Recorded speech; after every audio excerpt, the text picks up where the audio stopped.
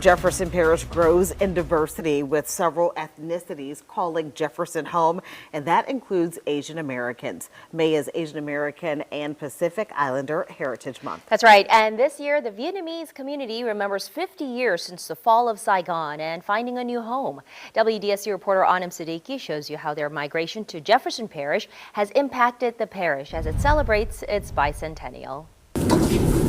Inside Nine Roses kitchen in Gretna, every plate has a purpose. To me, I feel like West Bank is the best bank for us. The eatery is one of the first to introduce Viet Chinese cuisine to the New Orleans area.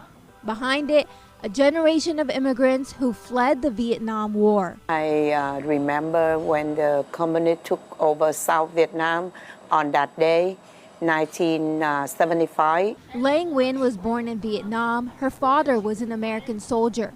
She finally fled to America at 19, but never reunited with her dad. I remember he's just a very great man, you know, always play with me. Her story is similar to the tens of thousands of Vietnamese Americans who now call New Orleans, specifically Jefferson Parish, home. Mark Cave with the Historic New Orleans Collection studies Asian migration and curated this exhibit.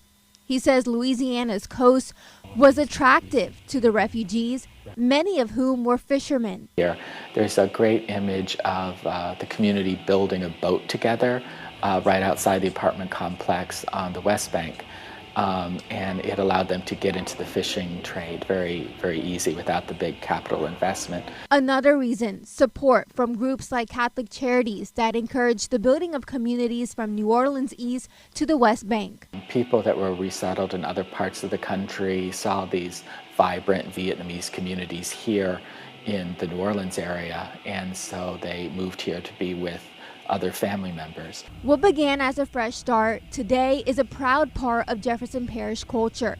As Parish President Cynthia Lee Shang reflects on the parish's 200-year anniversary, she says the Asian community led the way in starting small businesses just like Nine Roses.